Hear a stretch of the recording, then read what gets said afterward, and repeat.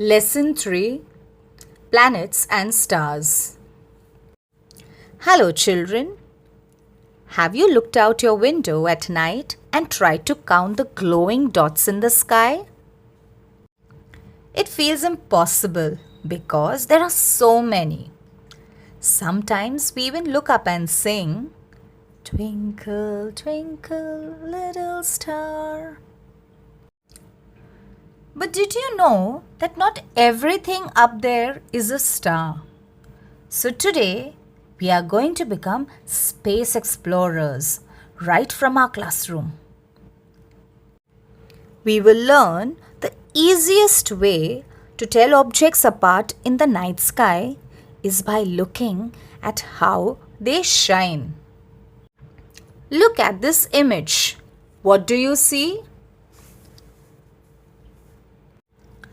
Yes, you guessed it right. The image shows a teacher and her students looking up at the night sky using telescopes. When we look up at the sky after sunset, we see a beautiful dark space filled with tiny glowing points of lights. What is the teacher showing the children? The teacher is showing the children the stars, the crescent moon, and the planets in the night sky using telescopes. Why is the sky observation done in the evening or at night? During the day, the sun is so bright that its light hides everything else. We can only see the faint light of distant stars and planets once the sun goes down and the sky turns dark. Where are they standing? They are standing outdoors in an open area away from the bright building lights so they can see the sky very clearly. And what color does the sky look like at night? The night sky looks like a deep dark blue, purple or black color. Now, at night, the sky is like a giant dark blanket covered in thousands of tiny glowing diamonds. Some of those lights look like they are blinking and playing hide and seek with us. We call those twinkling stars. But if you look very closely, you will notice that a few of those bright dots don't blink at all. In fact, they shine with a steady, calm light. We call those planets. Stars make their own light. Stars are self-luminous, which means they shine brightly all on their own. A simple example: the sun is a star. Now, planets do not have their own light. They only look bright because the sun shines on them. And the example is the Earth. Our Earth is a planet. Let's understand the Earth and the sun. The Earth revolves, that is, travels in a giant circle around the sun. Then there are 7 other planets besides the Earth that also travels around the sun. Now, while they circle around the sun, they also rotate, that is, they spin like tops all by themselves. Now look at this picture. It shows a classroom playing an outdoor game to understand how the solar system works. Now the student standing right in the center represents the sun. The rings drawn on the ground represent the path the planets take, which are called as orbits. While the other students standing on the lines represent the different planets circling around the Sun.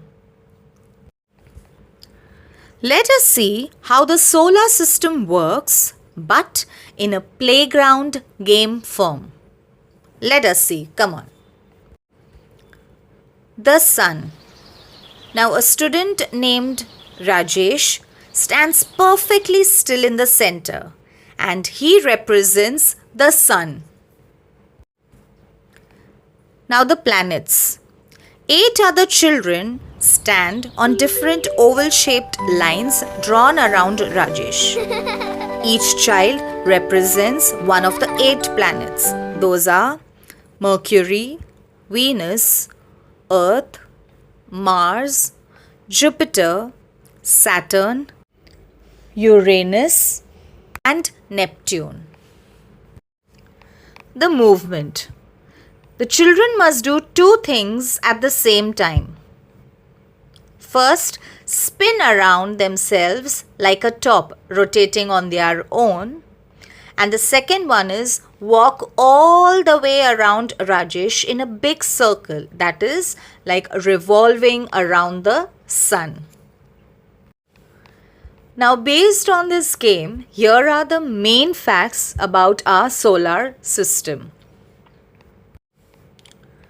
The Sun sits at the very center of the solar system and all planets travel around it.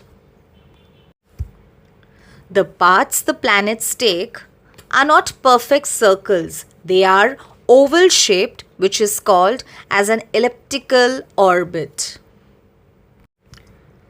Because their paths are oval, a planet is sometimes a little closer to the Sun and sometimes a little further away as it moves. Because the planets are so far away in space, we use a tool called a telescope to see them clearly from the Earth. Now, our solar system is like a giant cosmic family. At the center is the Sun, and it has 8 planet children that travel around it. First is Mercury. It is the closest planet from the Sun. Because it is so close, it gets incredibly hot during the day. Next is Venus. It is the second planet from the Sun. Venus is full of surprises because it is practically spinning upside down compared to most other planets. Next is the Earth. It is the third planet from the Sun. Now, if you know, the Earth is the only known planet that has water, air, and life. That is, plants, animals, and us. Next is Mars. It is the only planet where humans have specifically sent robotic Mars probe to explore the surface. Then is Jupiter. It is the 5th planet and the absolute largest planet in our entire solar system. Next is Saturn. It is the 6th planet from the Sun. It is famous for the beautiful bright rings circling around it. Uranus. It is the 7th planet from the Sun.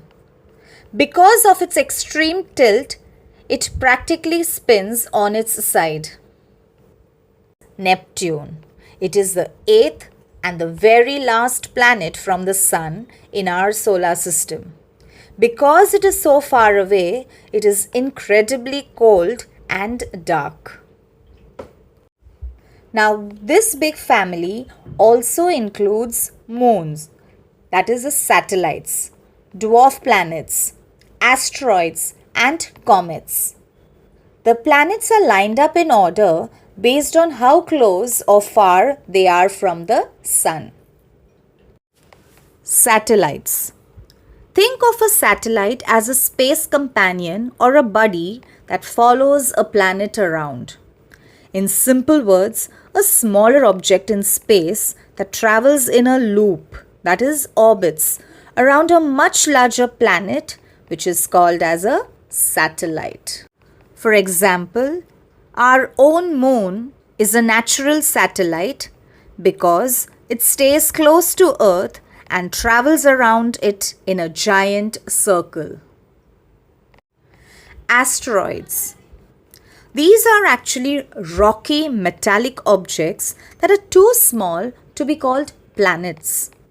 Millions of them hang out together in a giant ring called the asteroid belt, which sits right between the planets Mars and Jupiter. They all orbit the Sun together like a ring. Dwarf planets. You must have guessed it by the name dwarf planets, which means mini planets. These are objects that are round and orbit the Sun just like regular planets, but they are much too small to be given full planet status.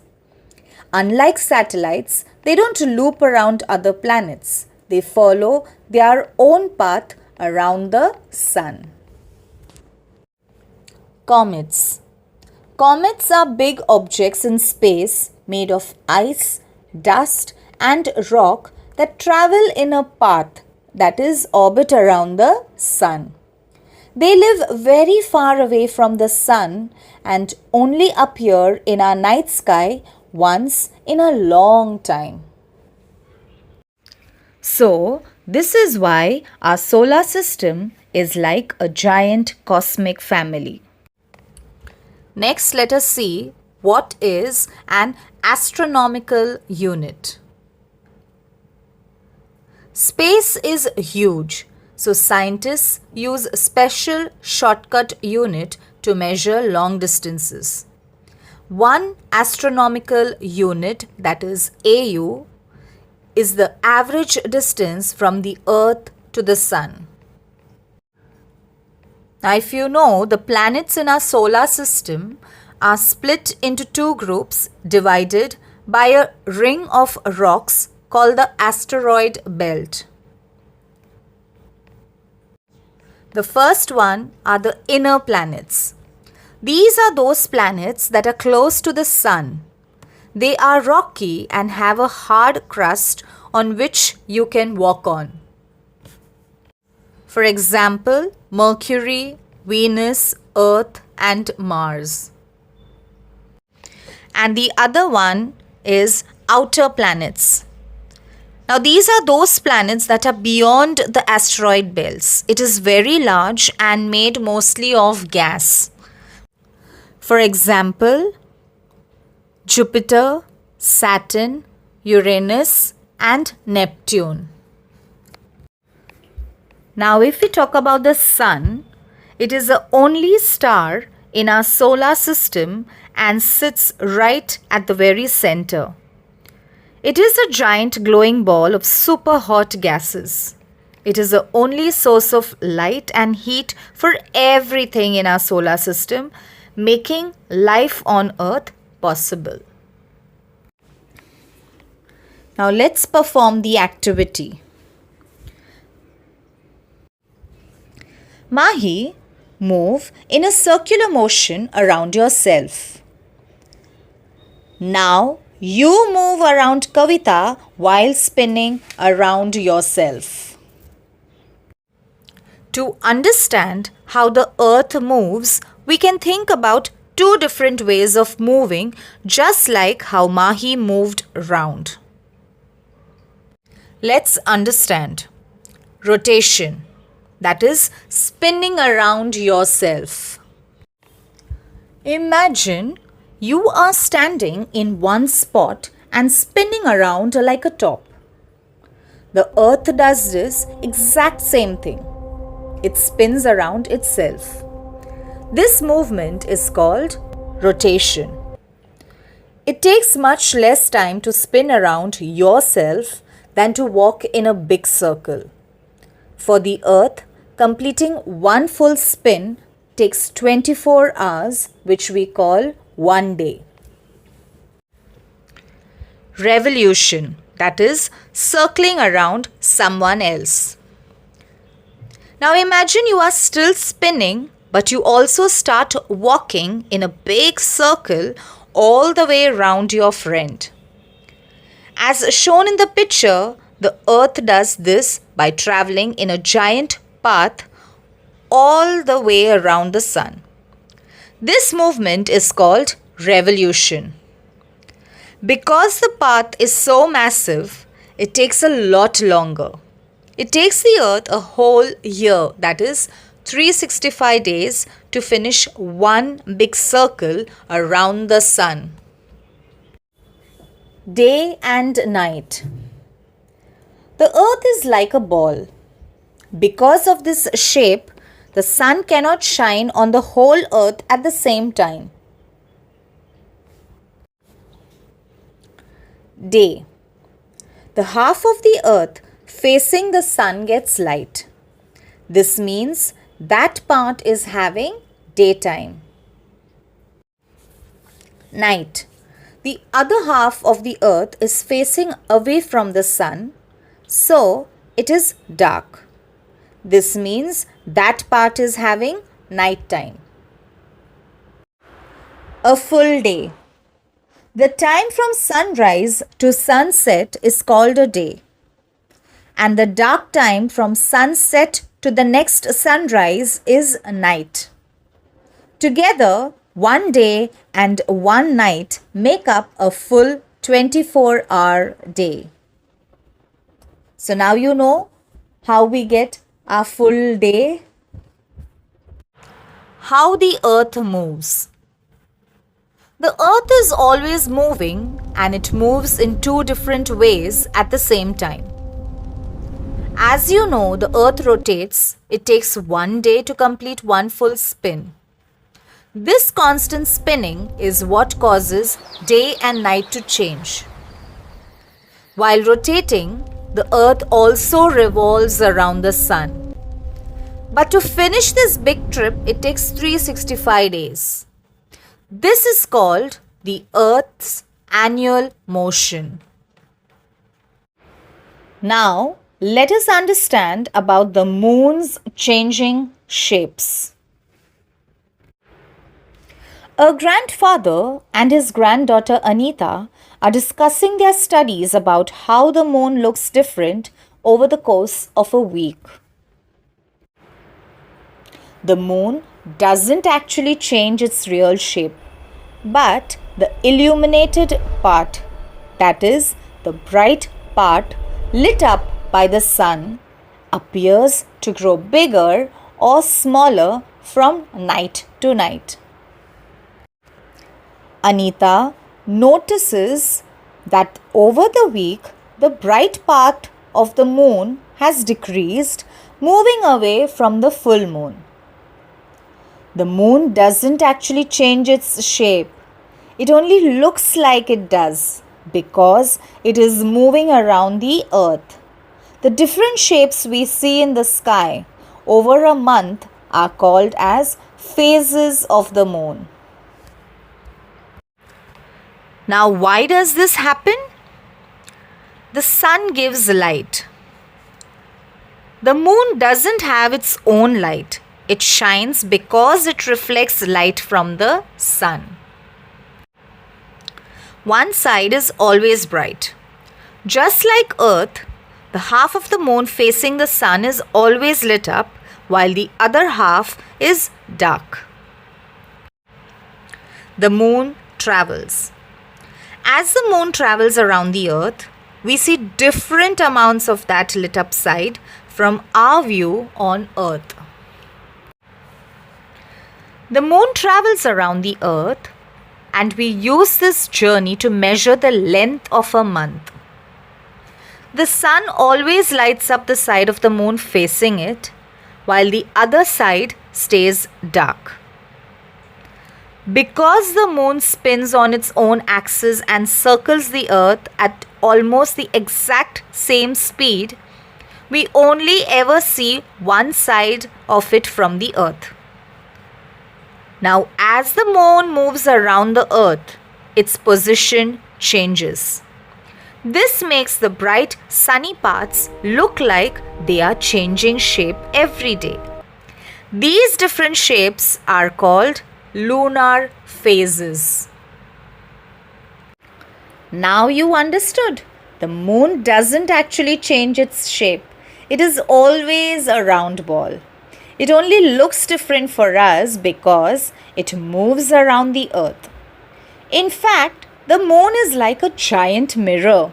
It shines because the sun lightens up half of it, while the other half is always dark in the shadow. So, as the moon travels around the earth, we see different amounts of its lighted side. This creates the different phases of the moon. In the Indian calendar, a month is divided into 2 fortnights based on whether the moon is growing or shrinking. First is Shukla Paksha. Here the moon goes from a completely hidden new moon to a bright, round full moon. Every night the bright part gets bigger and bigger. This is called the Shukla Paksha, or also called as the waxing moon period. Next is the Krishna Paksha. Here the moon goes from a full moon back down to a hidden new moon. Every night the bright part gets smaller and smaller until it disappears. This is called the Krishna Paksha, or also called as the waning moon period. Fun fact: on a new moon day, the moon is still up in the sky. We just can't see it because the dark side is facing us and the bright side is facing away towards the sun. Astronomy in ancient India. Long ago, people in ancient India made incredible progress in astronomy. That is, the study of stars, planets, and space. Varahamira was a brilliant ancient Indian astronomer and mathematician. He wrote 2 famous books to share his knowledge. He was one of the first to explain that the earth floats safely suspended in space and revolves. My dear children, I hope you understood the lesson and had fun knowing more about the stars, the moon, the sun, and the planets.